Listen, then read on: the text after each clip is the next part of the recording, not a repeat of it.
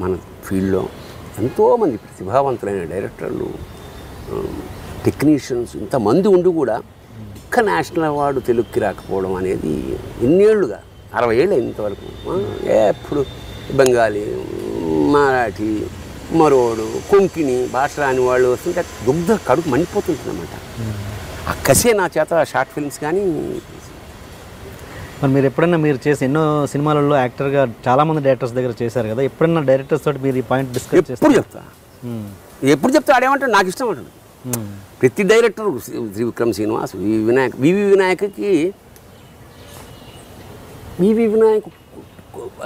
వినాయక్ అయిపోవాలని చాలామంది వచ్చేవాళ్ళు అది సంపాదించే డబ్బు గురించి.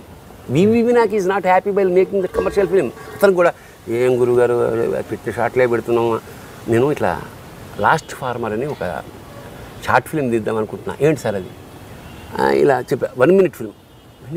సార్ మీరు తీయండి సార్, రేపు షూటింగ్ జరుగుతుంది, మీరు అక్కడికి వచ్చేయండి, కెమెరా ఇస్తాను, ఫుడ్ మొత్తం యూనిట్ అంతా నేను ఇస్తాను, మీరు తీసేయండి. ప్రతి చిరంజీవి గారి దగ్గర నుంచి, చిరంజీవి గారికి ఆర్ట్ సినిమా అంటే ఒక కళాత్మక సినిమా చేద్దామనే కదా ఈ బాలచంద్ర వాళ్ళంతా అలా చేయాలని ఉంటుంది. చేయడానికి కొంచెం రిస్క్, డబ్బులు పోతాయేమో, ఒక్కోసారి డీగ్లామరైజ్లతో మళ్ళీ చూడరేమో, ఈ బెంగ ఎక్కువైపోయింది తప్ప ప్రతి వాడికి తీయాలని ఉంటుందండి, ప్రతి వాళ్ళకి తీయాలని ఉంటుంది. నాకు నిజంగా ఆ రజనీకాంత్ అల్లుడికి 2 చేతులు ఎత్తి దండం పెడదాం అనుకుంటున్నా ఈ సభాముఖంగా. తెలుగు వాళ్ళందరికీ అతను కమర్షియల్ హీరో, హిందీలో 7 కోట్లు తీసుకుంటాడు అతను. కానీ 5 ఏళ్ల నుంచి 2 కోట్లతోటి చిన్నవాడు వేరే డైరెక్టర్ మీద సినిమా తీస్తున్నాడు. ప్రతిదీ 10 కోట్లు సంపాదించింది, ఇంక్లూడింగ్ అవార్డ్స్, నేషనల్ అవార్డ్స్ కూడా వచ్చింది. ఎంత అందమైన కాన్సెప్ట్ అండి. నువ్వు చేయకు వ్యాపారం, చేయించు, మాకి మేము చేస్తాం. ఎగ్జాక్ట్లీ. మరి అది ఎందుకు రిస్క్ తక్కువ కదా? ఈ పాయింట్ మీరు మన స్టార్ డైరెక్టర్లతో డిస్కస్ చేసి చెప్పే కదా. ఇప్పుడు ఈ స్టార్ డైరెక్టర్ మీరు చేయకండి, కనీసం అందరికీ చేయాలని ఉంటుంది. ఇప్పుడు గబుక్కున ఏమో మరి వాళ్ళ మనసులో నేను అనుకోవడం. ఒక్కసారి మనం బస్సులో ట్రాన్స్లో మన ట్రైన్లో ప్రయాణం చేస్తున్నప్పుడు సీట్ దొరకలేదు అనుకోండి, అలాంటి వాడు ఇవన్నీ ఆలోచించి ఏసీలో ప్రయాణం చేస్తున్నప్పుడు మళ్ళా అందులో వేలాడాలా అదేనమ్మా అనిపిస్తుందేమో, మరి బహుశా అందుకు చేయరేమో.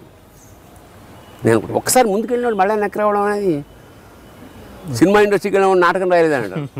నేను రాశా, అది కూడా చెప్తున్నా. నేను రాయనని చెప్పా, రాసేసి తర్వాత మొన్న సభలో నాటకాలు రాయట్లేదు. నిన్న మేము నాటకాలు ఆడే రోజుల్లో ఎవడో నాటకం రాశాడు, వాళ్ళు సినిమాకి వెళ్ళారు, మేము రాసుకున్నాం. ఇప్పుడు మేము రాసాం, వెళ్ళిపోయాం. ఇంకా మేము ఎందుకు రాయాలా? మీరు రాసుకోండి, బుద్ధి ఉందో లేదు మీకు? మేము అక్కడి నుంచి వచ్చి రాయాలా? పైగా ఇప్పుడు ఆ కష్టాలు లేవు, ఆ బెందలు లేవు, మానసిక క్షోభ లేదు. ఇప్పుడు ప్రపంచంలో 90% కష్టాలన్నీ ఆర్థికమైనవి కదా. అది ఉంటే సగం ఇంకా మేము ఎందుకు విప్లవం సాధి ఎవరికి కావాలి?